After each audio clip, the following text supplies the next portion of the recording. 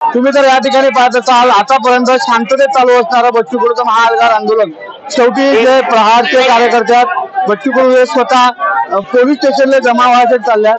विशेष म्हणजे गोष्ट अशी झाली आहे की कोर्टाचा एक आदेश आला होता आणि त्या कोर्टाच्या आदेशाचे हे करत तुम्ही या ठिकाणी सर्वजण ते चालले आहेत। तर माझ्यासोबत प्रहारचे कार्यकर्ते आहेत। म्हणजे काय म्हणणं एकूण या साऱ्या प्रकरणात नेमकं काय होऊन राहिले? हुकुमशाही चालले, हुकुमशाही। आम्ही आता सुद्धा तयार जेव्हा कोर्ट हे निर्णय देते, जेव्हा शासनाला काही मागणी केल्या जाते तेव्हा लाडकी बहीण पीएम किसान दिल्या जाते, कर्जाची मागणी सतत केल्या जाते परंतु कर्ज माफ केले जाते, कोर्ट हातात देते। कोर्ट सध्या विकला, कोर्टाचा विश्वास आहे कोर्टावर परंतु कोर्ट सुद्धा विकला गेला हा आमचा आरोप आहे। तो कोर्ट सुद्धा विकला गेला अशा पद्धतीचा आरोप आहे। प्रहारचे जे कार्यकर्ते आहेत सध्या या ठिकाणी मोठे नारेबाजी करत या ठिकाणी तुम्ही पाहत असाल तर सध्या चालले आहेत। शेकडोच्या संख्येने जे प्रहारचे कार्यकर्ते आहेत हे सर्वजण आता महामार्गावर डबल एकदा उतरायचे। स्वतः बच्चू भाऊ स्वतः या ठिकाणी पाठीमागे आहेत। तुम्ही या ठिकाणी कोण राहिले हे सर्व जे कार्यकर्ते आहेत हे सध्या आता इथून जागा सोडून इथून चालले आहेत। हे सर्व या महामार्ग सोडला असून इथून आता पुढचं काय पोलीस स्टेशनला जमा होतात ते काय होतात यासाठी हे सर्व या ठिकाणून सुंदर पाहत असाल तर हे निघाले आहेत म्हटलं एकदाचे।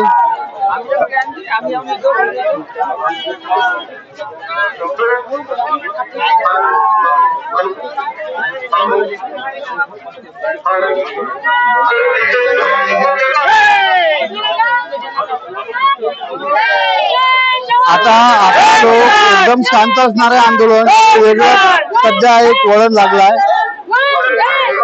हे पहा हे सर्वजण या ठिकाणी झाले आहेत।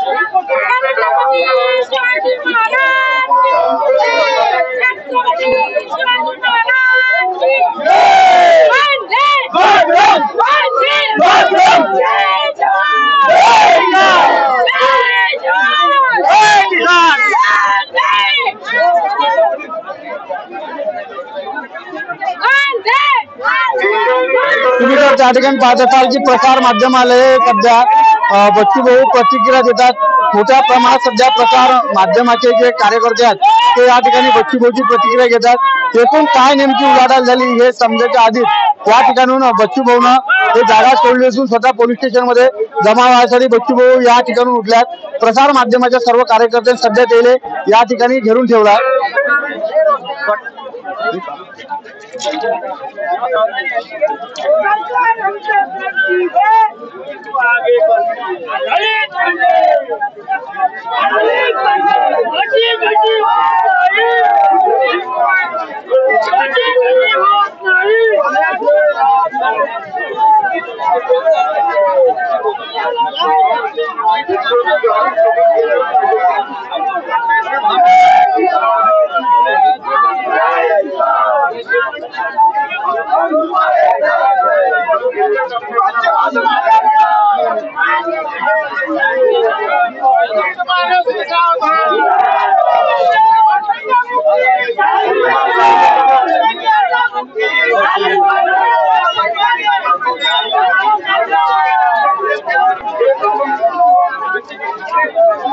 आतापर्यंत शांततेत असणारं हे आंदोलन एकदम याला वेगळं वळण लागलाय। तुम्ही तर पाहत असाल एवढ्या मोठ्या गर्दीतून बच्चू भाऊ हे स्वतः प्रसार माध्यमाला एकदम हे करून या ठिकाणून चालले आहेत। शेकडोच्या प्रमाणात कार्यकर्ते हे प्रहारचे कार्यकर्ते आक्रमक झाले असून शेतकऱ्याच्या विविध मागणीसाठी जे आंदोलन चालू होतं याला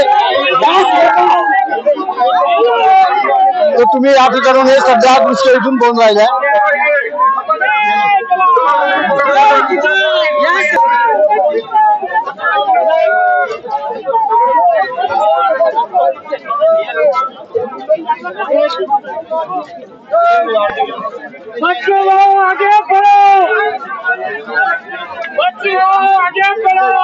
एका इकडे बच्चू भाऊ तिकडे पोलीस स्टेशनला जमा व्हायसाठी जायला असता हे जे एसटी आहे या ठिकाणून इमामवाडा ची एसटी जी आहे हे या ठिकाणी काढली होती, पण बाकीच्या प्रहार कार्यकर्त्यानं हे एसटी या ठिकाणी पूर्ण अडवली आहे. दादा हे आतापर्यंत या ठिकाणी झोपले होते, पूर्ण एसटी अडवली आहे. काय तुमचं नेमकं म्हणणं आहे सांगा. पहिलं असं वाटलं की आंदोलन संपलं, हे येथून गाडी घेऊन पळायला लागले होते.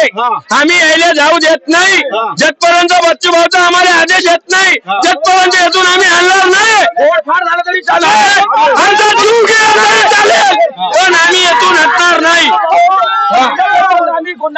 आमचं आंदोलन समाप्त झालेलं नाही आहे. जोपर्यंत आमचं आंदोलन समाप्त होत आहे तोपर्यंत आम्ही तुम्हाला रस्ता हा मोकळा होऊ देणार नाही.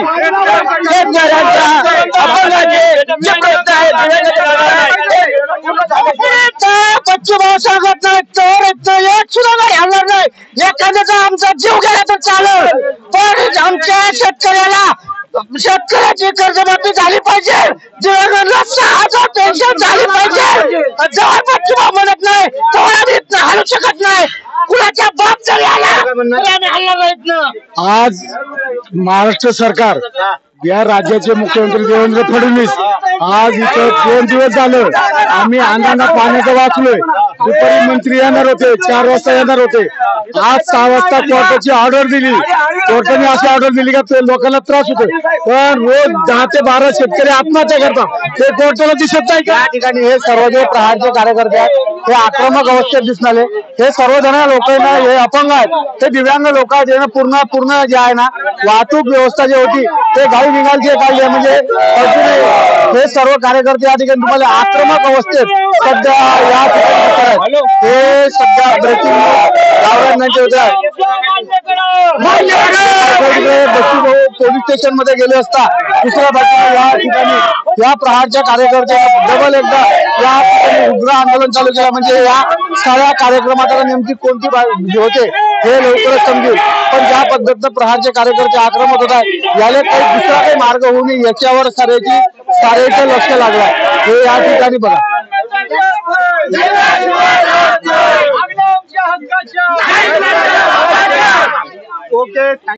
आजच्या बच्चू भाऊच्या तिथंब्यात पानराजे या माणसाला दुसऱ्याचा आधार आहे तरी हा माणूस आला ना घासत का भाऊ घरी थांबायला पाहिजे ना. बच्चू भूत करून आला तुमच्या एवढं या ठिकाणी आता काय काम होतं तुम्हाला. मला यायला लागलं, मी एक दिव्यांग शेतकरी आहे. मला माझ्या शेतात एकरी 2 क्विंटल सोयाबीन झालं. या उत्पन्नात माझं होते काय. मी 88% दिव्यांग आहो, वर जिवंत आहो, खाली पूर्ण मेला आहो. आता मी बच्चूभाऊच्या आंदोलनाला मेलो तरी 72 7-12 कोरा करून घेणार. अरे देवा भाऊ, तू 4-3 वेळा म्हणत होता 7-12 कोरा कोरा कोरा, आणि अजित पवार म्हणतो आता 7-12 कोरा होणार नाही, ही वेळ नाही, पुढे करू. अरे अजित दादा, आम्ही आजच शेतकरी मेलो, तू केव्हा आम्हाला जिवंत ठेवतो. आज मेल्यापेक्षा आज आम्ही मेलेलो आहो. आम्हाला 7-12 कोरा पाहिजे. आम्ही इथून हटणार नाही, मेलो तरी 72. बच्चू कडू अपना बिडू, शेतकरी 7-12 शेतकरी 7-12 शेतकरी. अचानक बच्चू भाऊचं आंदोलन या ठिकाणी फेरफार होत आहे. तर प्रहारचे खंडे समर्थ अतुल समजून घ्यायला बस आता जेलमध्ये जाण्यासाठी आम्ही टक्कल झालेलो आहे. देवेंद्र फडणवीसची फाटली त्याच्यानं आता आम्ही स्वतःवरून पोलीस प्रशासनाच्या अंगावर चाललेलो. पोलीस आम्हाला इकडे उचलू शकत नाही, आम्ही स्वतः चाललोय. उद्या कोर्टाचा निर्णय हा चुकीचा आहे. आम्हाला जे 7 वाजता इथून उचलायला सांगितलं ते चुकीचं आहे.